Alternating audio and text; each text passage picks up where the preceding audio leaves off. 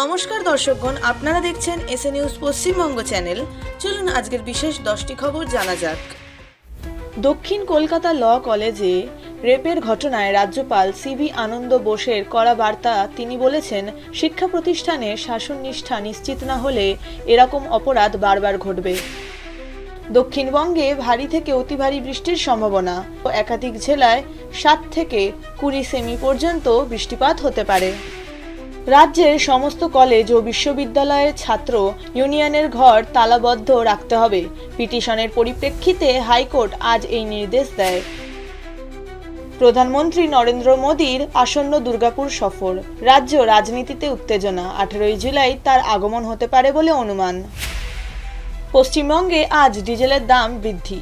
নতুন দর 91.15 টাকা প্রতি লিটার। প্রতিদিনের হালনাগাদে আজ 2 পয়সা বেড়ে গেছে দাম। একইভাবে আজ পেট্রোলের দামও বেড়েছে।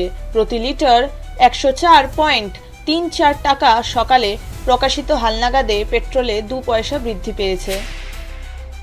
2025 সালের ডুরান্ডো কাপ ফুটবলের সূচি ঘোষণা। 23 জুলাই থেকে শুরু। কলকাতা সহ 5টি শহরে ম্যাচ অনুষ্ঠিত হবে। ফাইনাল হবে 23 আগস্ট। কলকাতা মেট্রোর ইয়েলো লাইন নোয়াপাড়া বারাসাত প্রকল্প 2025 সালের মধ্যেই চালু হওয়ার সম্ভাবনা। 10টি স্টেশন নিয়ে এই রুট চালু হবে। বিমানবন্দর যাতায়াতে সুবিধা হবে। ফরাক্কা সেতু প্রকল্পের অগ্রগতি। 31 জুলাই উদ্বোধনের সম্ভাবনা। উত্তর ও দক্ষিণবঙ্গের যোগাযোগ আরও মজবুত করতে এই নতুন সেতু তৈরি হয়েছে। আবারও মুখ খুললেন রাজ্যপাল। আইনের শাসন না থাকলে শিক্ষাঙ্গনে অপরাধ থামবে না। তিনি বলছেন, কড়া পদক্ষেপ ছাড়া ছাত্রছাত্রীদের সুরক্ষা নিশ্চিত করা অসম্ভব। তো এই ছিল আজকের মুখ্য সমাচার। এরকমই আরও নিউজ আপডেটস পেতে চোখ রাখুন এসএ নিউজ পশ্চিমবঙ্গ চ্যানেলে।